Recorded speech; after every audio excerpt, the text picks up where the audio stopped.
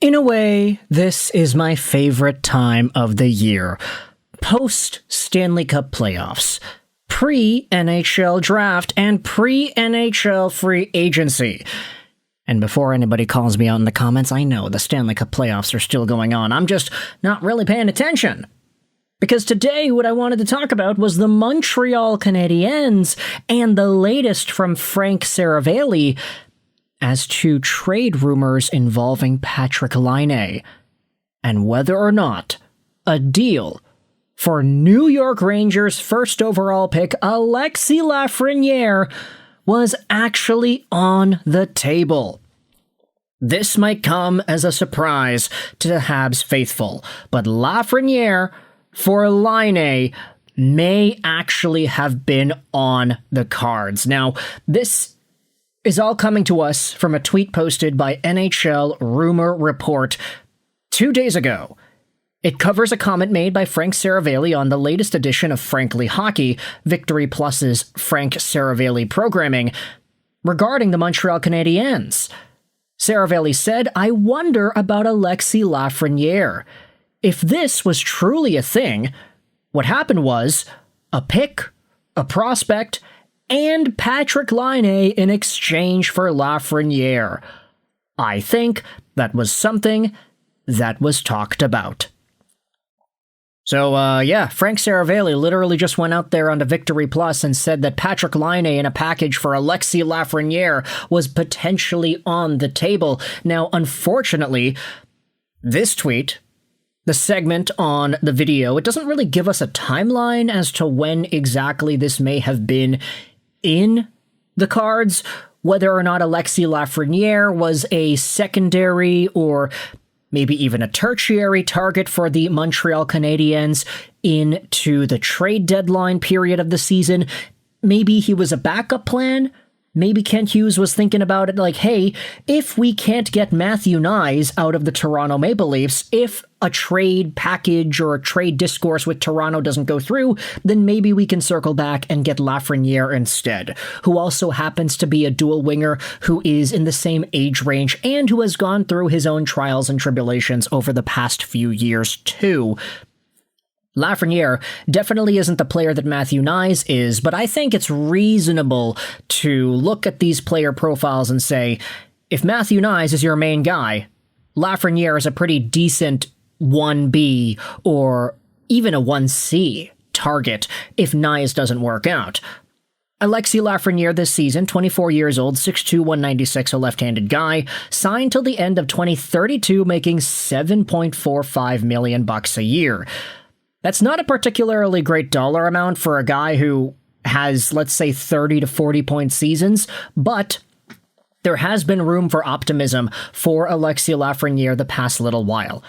Once the New York Rangers made the Artemi Panarin trade, it's really funny, but Alexis Lafreniere started scoring a lot more points. Now, you can draw conclusions as to whether or not one or both of these things had something to do with the other, but the fact is Alexis Lafreniere finished the season off with 57 points in 82 games, 24 goals, and 33 assists.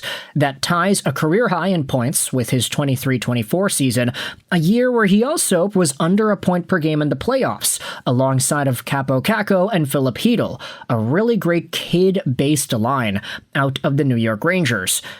The season after, Lafreniere had 45 points in 82 games, a steep decline and a very pessimistic direction for his seasons, only for this 25-26 campaign to steer him back on the right path.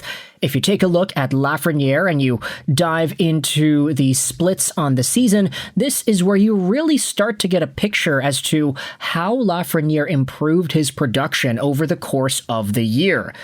You can see that in some of these earlier months, Lafreniere had 5 points in 12 games, 9 points in 15 games, 6 points in 15. But then, excluding February because there was an entire 2.5 weeks when everybody wasn't playing, Lafreniere had 12 points in 14 games in January and 19 points in 16 games in March, not to mention 5 points in 7 games in April. If you essentially exclude the Artemi Panarin Rangers days, this is what you have. Alexis Lafreniere going out there and producing all of this post-Panarin deal.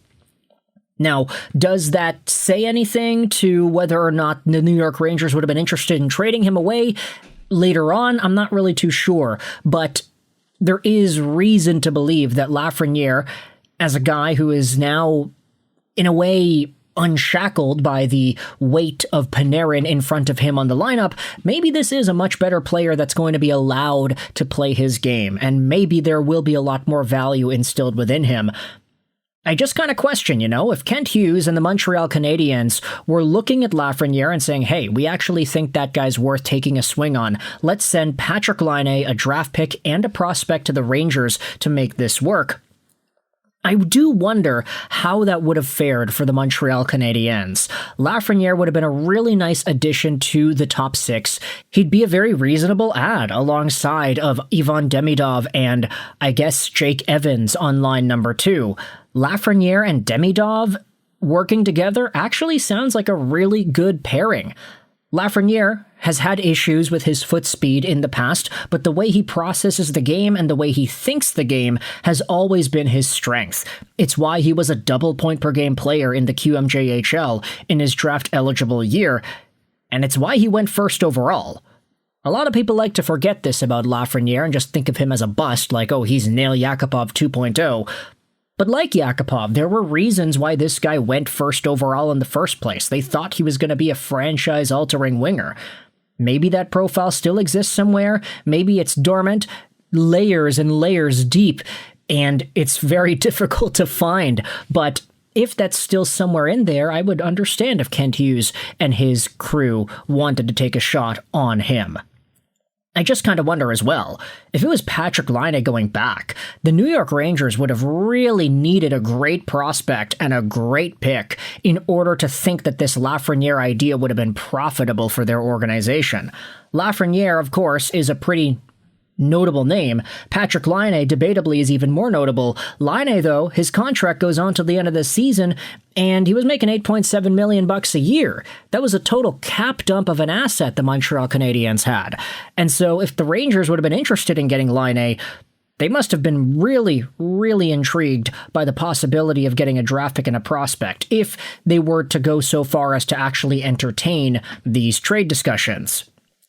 Puck Index went out there and posted this. It's what their model values the trade at. A dump of cap for Montreal plus Lafreniere, and New York gets a high-value prospect in Michael Hage along with a late first-round pick. Who wins this trade? And included is a pretty reasonable package if you're trying to work off of this framework. Lafreniere for Laine, a first, and a prospect. Now, would I be interested in sending away Michael Hage and a first for Alexis Lafreniere? If you twisted my arm enough, you would probably get me to tap out by saying yes, but just instinctual immediate response, probably not.